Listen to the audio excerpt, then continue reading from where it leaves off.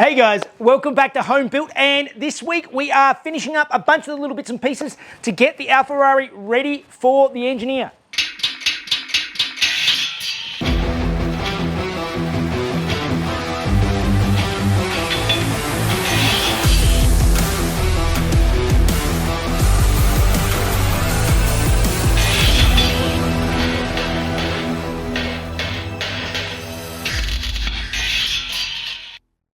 Alright guys, before we get into it today, I just want to take a second out to thank this week's video sponsor, which is 70My, with their A810 4K full HDR Dash Cam with dual channels. This thing is going to get installed today on the daily driver, and we're going to have a look and see how clear the video footage is, because that's something that is actually quite important to me. So let's start installing it and see how it goes. So the unit comes with everything you need to install, including a handy trim tool, and this even has the optional rear camera. Installing the dash cam into the car could not be easier. Basically, you work out roughly where I want this to go. I want it to go about there. So you start with an electrostatic sticker that we stick onto the windscreen. Before you mount the camera, insert a micro SD card, then just attach it to the mounting spot on the electrostatic sticker. Peel off the screen protector and you're done. That was really easy to mount, and now it also comes with a cigarette lighter, USB mount, and a long USB cable to mount it in. But I'm going to use the optional hardwiring kit and hardwire it into the car now. It also has a parking mode that records suspicious activity when parked. So I tuck the wires with the handy trim tool provided. Opening up my fuse box, the wires are clearly labelled, and I wrap them around the outgoing leg of an existing fuse, constant power and switch power, and then just ground to the chassis. I just close it all back up. And now it's wired in. All I have to do is just connect in the USB port and we're done. Then it's just a matter of setting up the basic options like your language, time and date, etc. All right, so that was pretty easy. It's all connected up and working as it's supposed to. So I've downloaded the 70My app, and now I can access the camera from my phone and see what's happening with the car at all times. Let's go out and give it a test and see how it works. As you can see here, it gives nice, crisp, clear footage that's all time and date stamped, and also gives a location. So if anything ever happens, you've got a record of it. It has the exclusive 70My night hour vision, which improves night footage, achieving better clarity, exposure balance, color saturation, and light glare control. As you can see, that footage is super clear 4K footage, which is really handy if you're trying to pick up number plates of other cars. Often dash cams, you can see what's going on in the background, but if you actually try and zoom in, you have to be very close before you can actually pick it out. That is why it is good to have some good resolution. So go and check them out. Use my code here and the link in the description to go and see about getting your own dash cam. And as always, please help out the companies that help out the channel. It really does make a difference. All right, guys, let's get back to the build. All right, guys, welcome back. And those who were watching last week will have seen that I spent a lot of time working on those electric window switches. I'm very happy with how they turned out. I think they looked really good in the end, and they do what they're supposed to do, which is great when stuff actually works out. If you missed it, I'll put a link up above so you can catch up. And like always, like, subscribe, comment. It really does help out the channel. Few questions on the micro switches. There were lots of people who wanted to see my wiring and how I'd actually done it. You can freeze this screen here if you like. I've done a really terrible wiring diagram, but that has the information on what the micro switches are. So if you want to see that, I'm also posting it up on my Instagram. You can follow my Instagram is Home Built by Jeff as well, and you can see that there and some more details about that those switches if you guys want to try and make something up for yourself. All right, so I had a lot of comments about the window winders I put into the Alfarrari. So basically I set them up so that that's down, that's up, and then if I click this button, the passenger side goes down and comes up. There were, some of the questions were, what happens if I try and use up and down on, if I have the passenger side selected, up and down at the same time? And actually, it still works. It doesn't have an automatic up and an automatic down, and the limiter is, as per the window kits that I had, it just hits a hard limit, and basically the motor stops and hits the top of the track. So that's how they work. There were some comments to flip the winder around so it's closer when I'm sitting in the car. The trouble is it would hit my knee, so I can still sit here and reach the window as it is. The other thing I had a lot of comments on again was the indicator light on the dash, and how I was mentioning I was going to use diodes to sort things out. And there was a good comment from a lot of guys that a lot of these old cars, the way they wire them up is like this. And basically what that is that you've got your indicator switch up and down, and that sends your power to the left indicators or the right indicators. And the flashing, all this sort of stuff, we'll ignore that bit. And the way it works is basically if you select the right indicator, power is going through this way. There is no power coming to this this globe here. So the positive goes through to this globe. It also goes through to this globe. This side comes back, and it actually comes through the globe and actually grounds out on this side. So this will still flash. So it's getting negative from this side because it's going through the bulb, and vice versa. The only issue with that is if you have hazard lights, which I do, and a hazard light switch is basically intercepting here. It means it's sending signal positive both sides at the same time, which means the light will not go on. And that's basically why I am still going to be using diodes in this part here, which, as I said before, are basically one-way valves for electricity. So in my case, I'm going to be using diodes, and yeah, I bought 50 diodes. I think this cost me $7 delivered, so very cheap, and they will do the job. So moving on. All right, well, this horrible mess in behind here, and also underneath my center console, has been the last couple of days of work. So basically what I've done is I've gone through, wired up all these switches, which looks like an absolute bird's nest. I don't want to cover anything until I've sorted it all out, and then I can start tidying it. But I do have a little mount here with an O-ring, so that all of these wires, every single wire that goes to these plugs comes through this little grommet, and that way, if this gets pulled on, it's pulling on the grommet. It's not going to pull all the wires off. Yeah, more wires back here, and yeah, more wires in behind the dash. So lots and lots of wiring, 2 days of wiring, and let me just tidy this up a little bit, and I'll show you what I've done.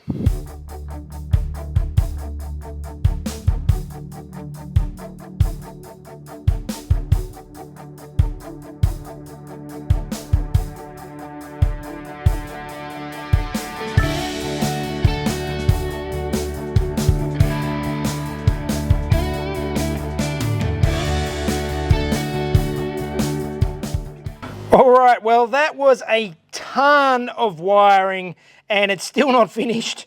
It's very tedious, a couple of days worth.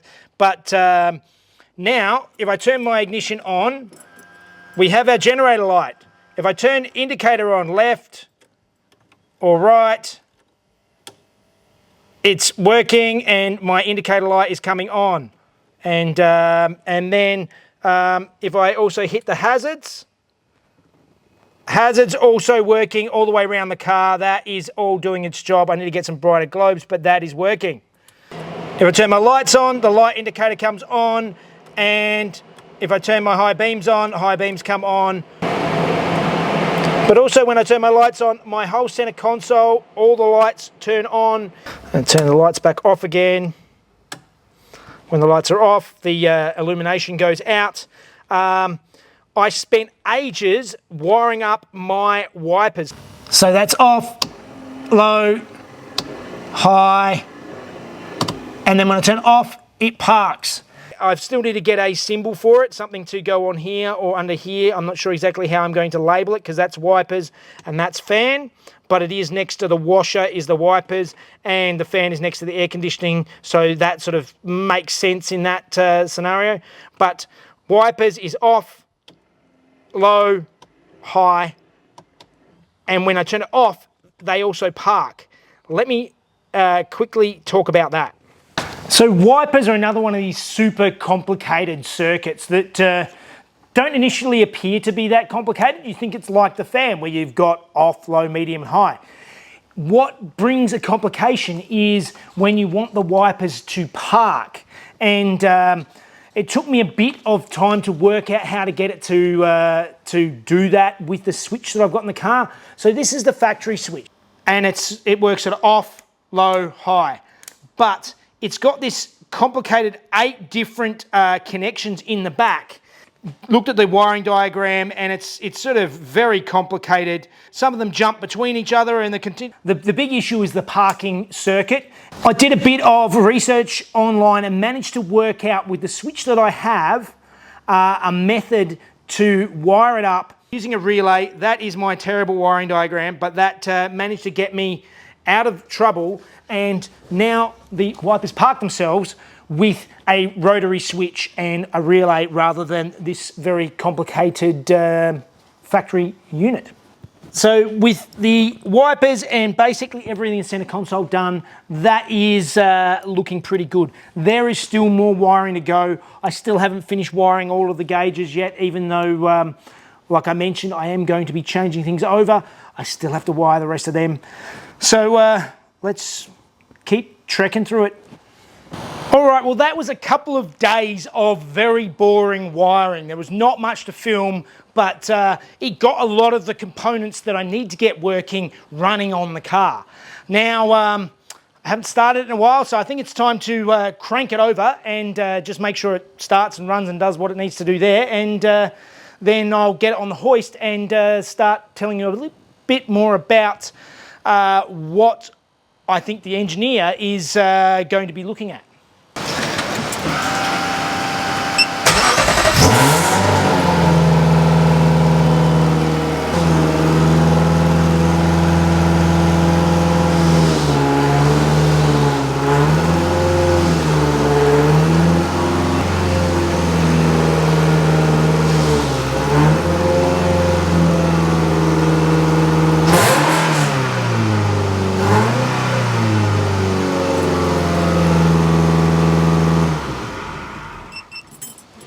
Well, it still starts and runs. Now one of my exhaust valves is not closing. There's just all sorts of little niggling problems that I just have to keep tweaking on this car. So let's get up on the hoist anyway, and I'll start showing you some of the things that we're going to be looking at. All right, so first thing is I unplugged the right-hand exhaust, and I can see here that I never put the insert into the Deutsch plug. So that is supposed to hold the pins in place, and I'm not sure if that'll show it, but inside those pins are not aligned the way they're supposed to, so hopefully they just weren't plugged in properly. Let's see if we can fix that right away.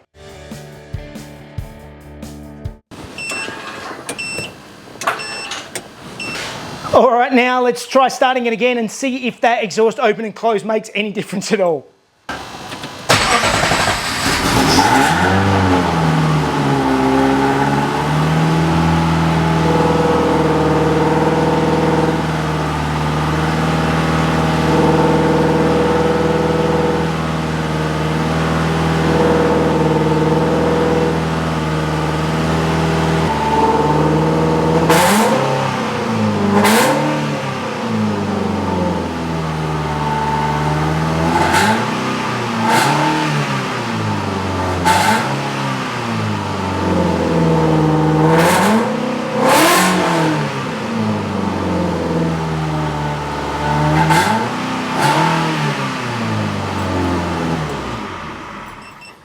Oh yeah, it definitely makes a difference. All right, next thing I want to investigate is I have a oil leak at the front of the car, and a little bit is a bit strange. Let me show you what's happening. So you can see here, the car's been parked for quite some time, and there's quite a sort of a very slow puddle of oil coming out from under the car. Now, having a look underneath at the front of the car, you can see that there is a little bit of oil on the front end of the engine, and that's either the sump gasket, which it could be, or the front main seal, either of which is not the end of the world. I can replace either of them without too much hassle. The sump gasket's going to be a little bit more headache, but not overly complicated. But what is quite strange is I seem to be getting oil dripping down from the front bar of the car. So you can sort of see I don't know if the camera's picking it up there, but there's sort of a little bit of a wet patch in there.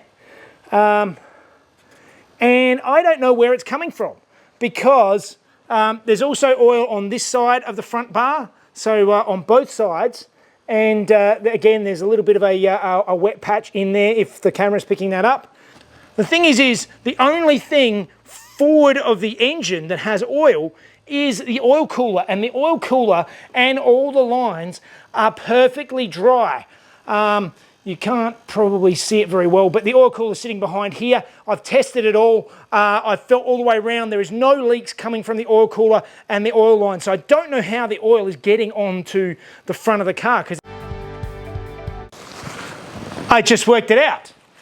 The oil is coming out of the air filters. So that's where the oil is coming from. It's dripping out of the air filters and coming down. The fact that it's coming through the oil filters is telling me that my dry sump tank is breathing a little bit too much oil vapor back into the system, because it's plumbed back in the way Ferrari originally did, and it's getting excess oil that's going through there, probably a little bit more than it should, which means my dry sump is probably not the ideal system. To be fair, it's not the end of the world. It's only a little bit of oil, I said, coming back through the inlets, and yeah, it's not a big deal. The engine oil leak is a little bit more annoying, and I'm going to clean it up now and monitor it and see if I can work out which spot it is actually coming from. All right, so let me just briefly go over what it takes to get a car engineered for the road in Australia, and specifically in New South Wales. Now, there are national rules and there are state rules. The national rules on engine capacity: any car that weighs less than 1,000 kilos, you multiply that weight by 3. If the original car weighed between 1,000 and 1,100 kilos, multiply by 4, and above 1,100 kilos, multiply by 5. Now, this car was 1,050 kilos, so I can multiply that by 4, which makes 4,200, and that is how many cc's a naturally aspirated engine I can put into this car. So I could probably get away with a maximum of a 4.2 litre engine in the car. This being a 3.6 litre engine is well under that. If there are turbos or superchargers or any sort of forced induction, there's a multiplier. So that's something to look into. And again, you need to talk to your engineer first. In that case, I actually talked thoroughly with an engineer before I started and midway through this project, and because it's taken so long, unfortunately that original engineer has gotten sick and is no longer doing it anymore. So I've had to find somebody else, and it's quite difficult to find people who are willing to certify this sort of project. But I have someone who is coming out next week. The things that he's going to be looking for is, like I mentioned, the engine capacity, and basically mostly safety gear. So he's going to be looking at the brakes, which, as you know, I've upgraded. I've got the 6-pot calipers on the front and 4s on the rear. That will be checked on a closed road. I'm going to have to go and rent out a racetrack and test the brakes. There's a multiple braking tests that need to be done to make sure that it can actually pull up this vehicle. The steering is a big thing he's going to have to check on this car. Because I've changed over to a steering rack, he's going to have to check the bump steer and everything I've done to the steering to make sure that that complies and that is legal.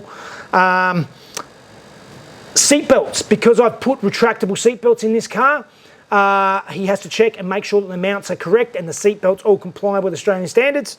And also, because I've deleted the rear seat and mounted the cage, this will have to be reclassified as a 2-seat car, not a 4-seat car or 5-seat car or whatever it was originally approved as.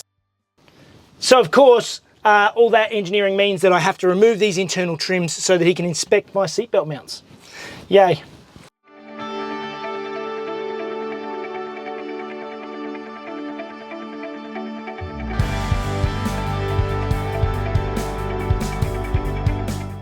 All right, I am sorry there was a real lack of action in this video, but wiring takes so much time. There is nothing really to film, and it needs to be done. And so much of this is getting buttoned up now. There's still more to go. There's still a bunch more wiring to do, making sure all the gauges work properly and stuff. But we are getting very, very close. Oil leaks and stuff we can deal with, and I will let you guys know how we go with the engineering. I don't know how much I will cover of it. As I said, it's up to the engineer. He's probably not going to want to be on camera, but I will fill you in on the details. In any case, that is all the time I have this week, so I think that means it's time for Fun Facts with Mrs. Jeff.